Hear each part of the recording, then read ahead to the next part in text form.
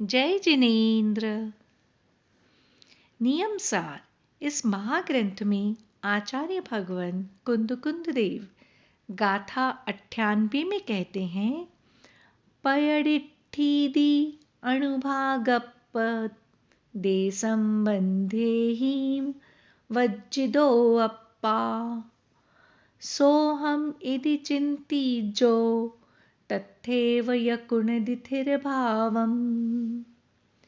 इसी गाथा को नियम देशना में आचार्य विशुद्ध सागर जी प्रवचन के माध्यम से कहते हैं,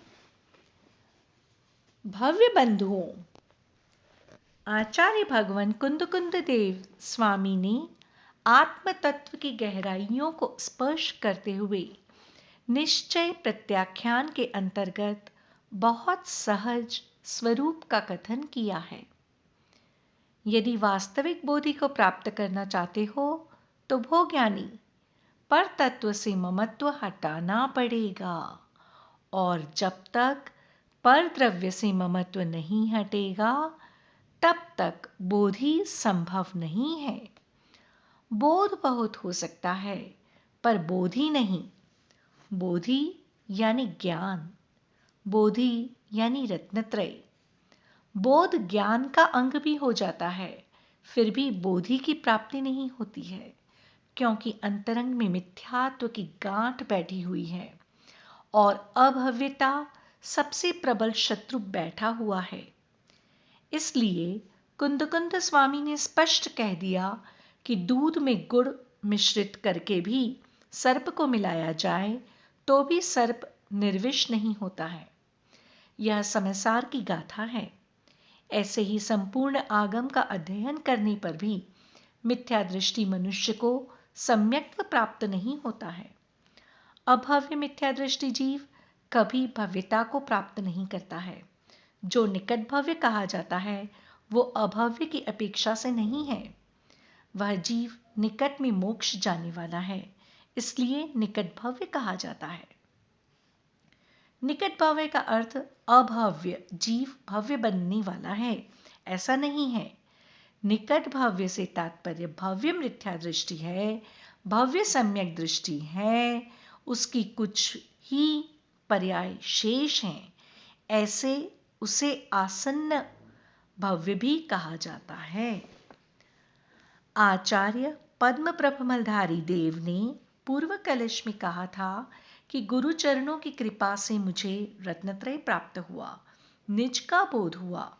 गुरुदेव, मैं आपका बहुमान इसलिए नहीं कर रहा हूं कि आप हमसे ज्येष्ठ हो। मैं आपकी विनय इसलिए नहीं कर रहा हूं कि आप हमसे श्रेष्ठ हो।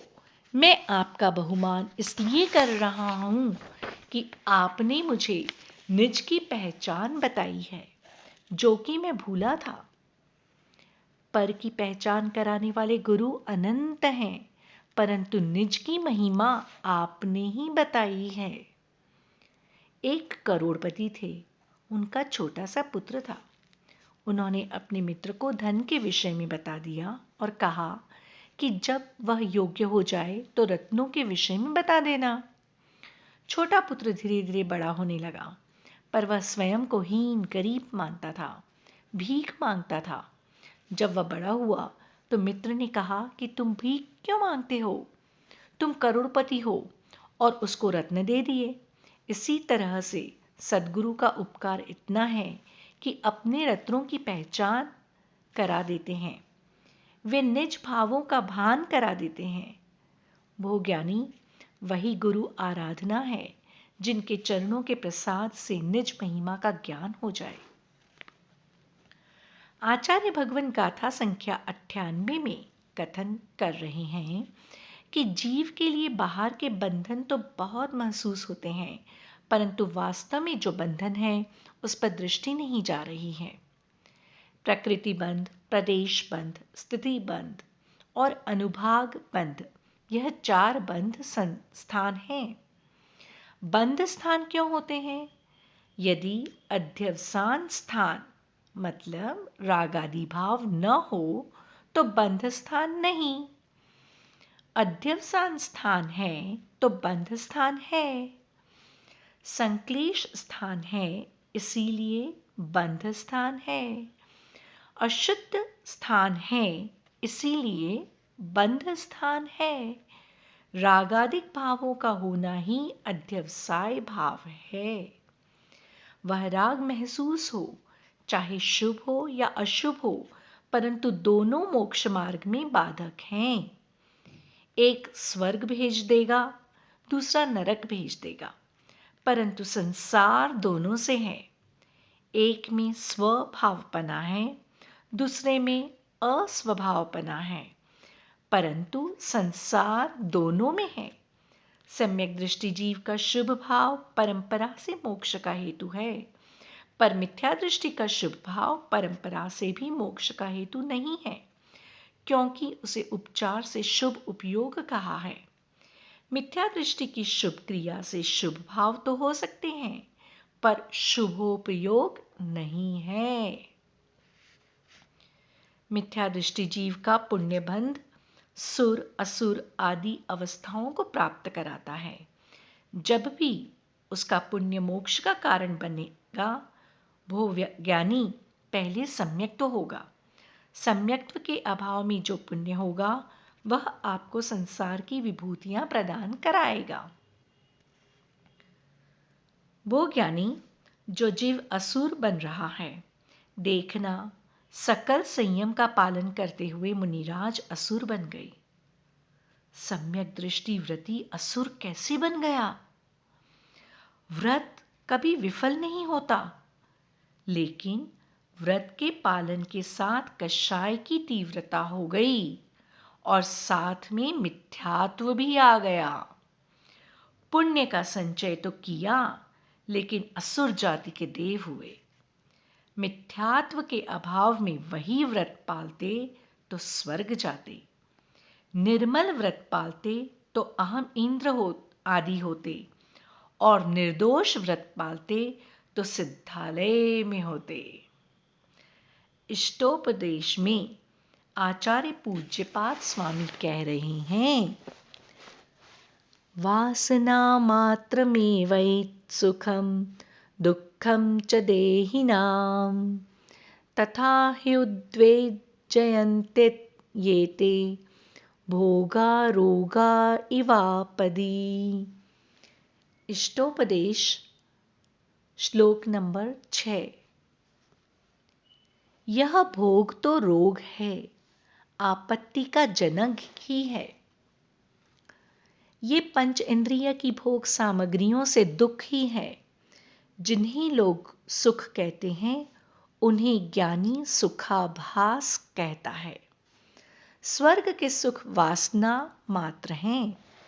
सर्वार्थ सिद्धि में पूज्यपाद स्वामी कहते हैं कि जैसे खुजली रोग से पीड़ित जब सहन नहीं कर पाता है तो खुजालता है, ऐसे ही भोगों की खुजली से पीड़ित जब सहन नहीं कर पाता है तो इंद्रिय भोगों में लग जाता है।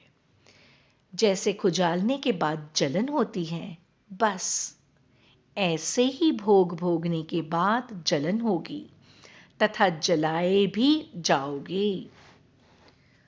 भोग्यानी द्वेष भाव जब तक रहेंगे तब तक विशुद्धि स्थानों की वृद्धि संभव नहीं है। जहां विशुद्धि स्थानों की वृद्धि होगी, वहां अध्यवसान को स्थान नहीं मिलेगा। अज्ञानी लोक में शत्रु पुरुषों को शत्रु रूप देखता है, ज्ञानी कर्मों को शत्रु रूप देखता है। उससे बड़ा ज्ञानी वह है जो रागादिक भावों को ही शत्रु रूप देखता है। कार्तिकेय स्वामी कार्तिकेय अनुप्रेक्षा में योगिंदु देव योगसार में लिखते हैं कि जीव को पुण्य के योग से विभूति प्राप्त होती है, क्योंकि लाभ अंतराय कर्म का क्षयोपशम है। उन विभूतियों के साथ अच्छा सुंदर स्वस्थ शरीर मिलता है, क्योंकि बिना स्वस्थ शरीर के इतने वैभव को कैसे भोगेगा। हीन सहनन वाला कभी चक्रवर्ती नहीं होता। वह वज्र वृषभ नाराज सहनन वाला होता है। इतनी विभूति को भोगने के लिए शरीर में ताकत चाहिए। यदि चक्रवर्ती राज करते हुए आयु पूरी करता है तो 7वें नरक की यात्रा करता है। यदि अंत में तपस्या करता है तो स्वर्ग या मोक्ष प्राप्त करता है। पुण्य के योग से उसको चक्रवर्ती की विभूति प्राप्त हुई है। विभूति को पाकर अहंकार ने जन्म ले लिया, इंद्रियों के भोगों में ही रम गया तो भोगो, क्या होगा? स्वर्ग मोक्ष की नरक और निगोद? नरक निगोद ही जाना पड़ेगा। भोग्यानी, धर्म धन का नहीं है, धर्म परिणामों का है। अध्यवसाय भाव यह परद्रव्य से मिश्रित नहीं है, यह तेरे स्वयं के परिणाम है। जितना राग शिथिल होगा उतना बंधन शिथिल होगा। जिसने वास्तव में लोभ कषाय को कम करने के लिए दान दिया है वह नियम से उतने अंश में निर्मलता को पाएगा। पुरुषार्थ सिद्धि उपाय में कहा है कि जो दान नहीं देता है वह हिंसक है। क्यों? इतना सारा द्रव्य रखे है, तीव्र राग है, तीव्र लोभ है, और जहां राग है वहां बंध है। जो निज को ही बंधन में डाल रहा है वह हिंसक है। उसने राग दृष्टि के कारण दान नहीं दिया। भोग्यानी, जैसे एक नट जब बांस पर चलता है तो संभल के चलता है। सारी दुनिया उसको देखती है लेकिन वो दुनिया को नहीं देखता है। हे नट, तेरा दृश्य तभी तक सुहावना है जब तक तू देखने वालों को नहीं देख रहा है। सबका मनोरंजन तो कर रहा है पर स्वयं मनोरंजन में नहीं जा रहा है। यदि तू यह देखने लगा कि कितने लोग देख रहे हैं तो तेरा खेल असफल है, नीचे आ जाएगा। हे योगी, तू भी एक पात्र है और मोक्ष मार्ग की बांस की डोरियों पर चल रहा है। परिणामों का कितना संतुलन बनाकर चलना है। यदि दृष्टि श्रावकों पर जा रही है तो महाराज कह रहे हैं कि आप हिंसक हो, और श्रावकों पर दृष्टि नहीं है तो वे उन्हें अहंकारी कह रहे हैं। तुम नट के समान आचरण करो। नट का खेल दुनिया देखती है पर नट दुनिया को नहीं देखता है। भोग्यानी, दुनिया तुमको दानदाता कहे परंतु आप यही कहना, पुण्य पाप फल नाही, हरख बिलखो मत भाई। ये है पुद्गल की पर्याय, अवश्य विनसे थिर नाहि। मुझे पुण्य से द्रव्य मिला, मैंने कुछ नहीं किया, जहां का था वहां उसको दे दिया। मुझे कर्ता मत बनाओ, किसी को देने का भी मैं करता नहीं हूं। मैं तो वास्तव में कुछ भी साथ लाया नहीं था। कोई पुण्य का उदय होगा कि इतने बड़े सेठ के घर में जन्म ले लिया, सो मैं सेठ कहलाने लगा। ऐसे ही मुमुक्षु जीव हर अवस्था में ऐसी दृष्टि रखता है क्योंकि उसको मालूम है कि बंध के स्थान 4 हैं। वे छोटे मोटे नहीं हैं, बड़े बड़े हैं। प्रकृति, स्थिति, अनुभाग और प्रदेश बंध। ये आत्मा का स्वभाव नहीं है, आत्मा इनसे रहित है। प्रकृति बंध आत्मा का स्वभाव नहीं है, स्थिति बंध आत्मा का स्वभाव नहीं है, अनुभाग और प्रदेश बंध आत्मा का स्वभाव नहीं है। ये चिंतन कब तक चलेगा?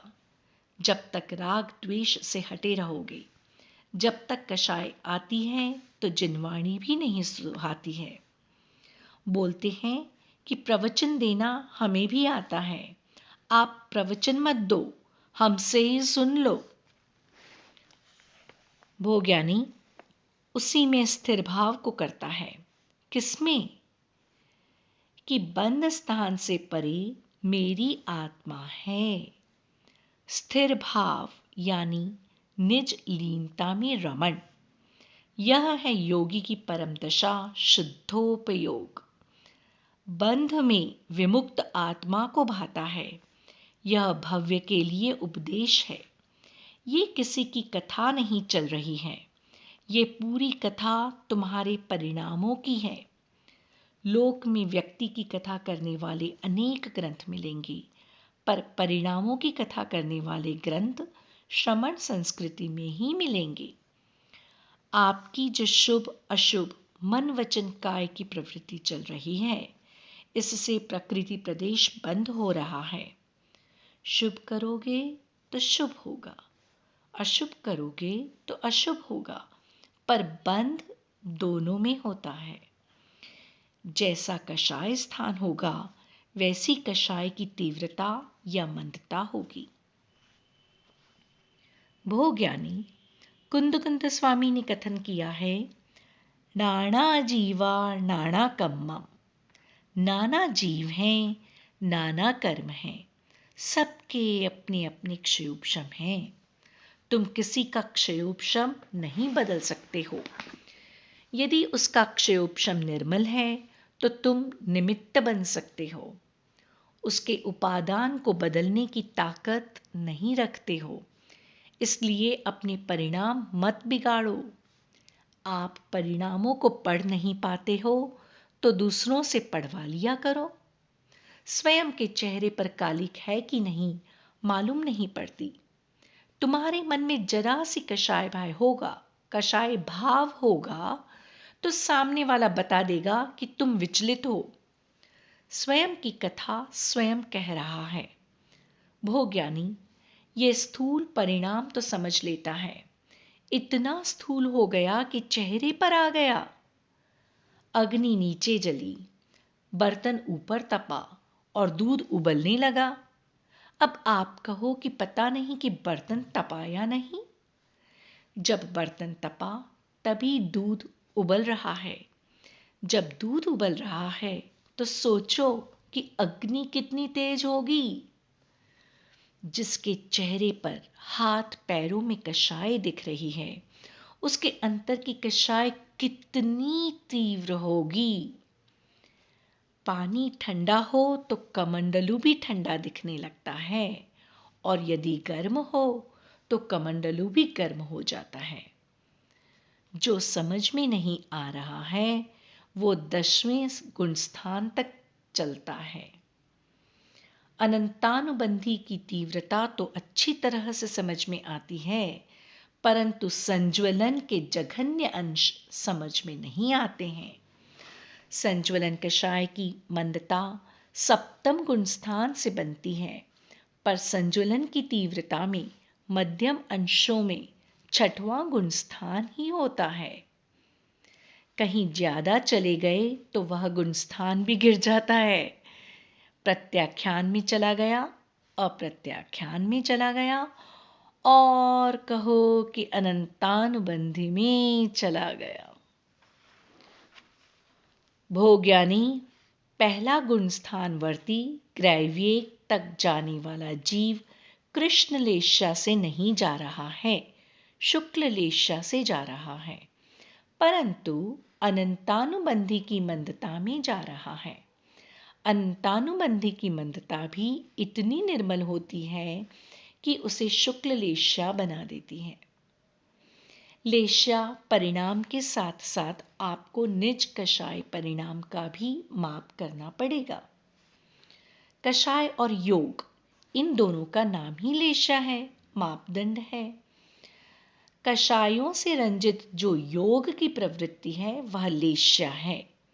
अब वह अनंतानुबंधी में बैठा हुआ शुक्ल लेशा बना रहा है। मालूम क्या होगा उसके साथ?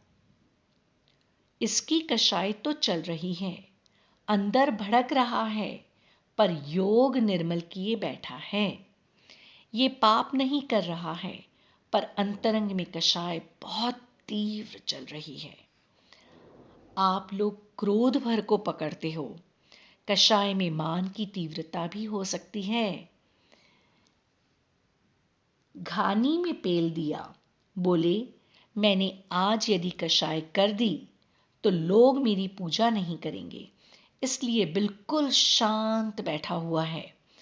चरणानुयोग कहेगा कि धन्य हो आप, परंतु कर्णानुयोग पूछ लेगा कि आप ये तो बताओ कि तालाब या नदी के किनारे वाले बगुले की तरह तो नहीं बैठे हो। नदी या तालाब के किनारे बगुला एकदम शांत होकर बैठता है, क्योंकि हिलेगा तो मछली भाग जाएगी। योगी की दृष्टि यदि हिल गई तो गुप्ती भाग जाएगी। एक गुप्ती की रक्षा के लिए शांत बैठा है कि हिलेंगे तो जीव हिंसा हो जाएगी, और बगुला हिंसा करने के लिए शांत बैठा है। नमन नमन नमन में फेर है, अधिक नमे बेईमान।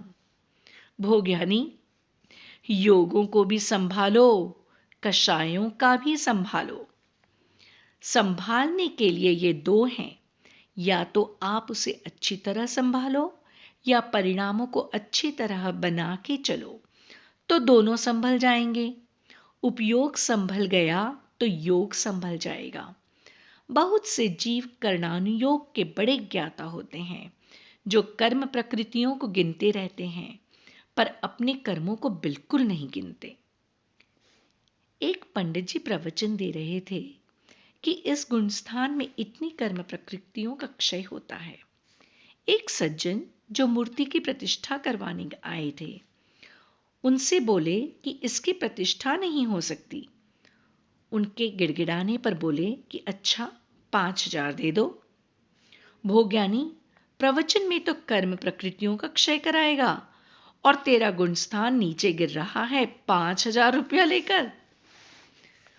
भोग्यानी, लोभ कषाय की महिमा देखो, 10वें गुणस्थान तक छू रही है, यथाख्यात में प्रवेश नहीं करने दे रही है। भैया, तुम कर्म प्रकृतियों को भी गिनना और अपने वर्तमान के जो कर्म चल रहे हैं उनको भी गिनना।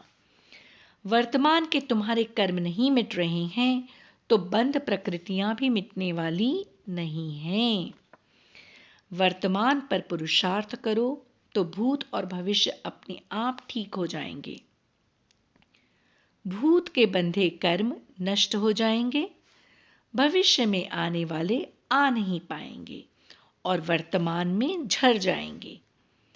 जब वर्तमान के परिणामों में निर्मलता होगी, तब स्थिति अनुभाग इस प्रकार के बंधों से रहित सदा निरुपाधि स्वभाव रूपी आत्मा है।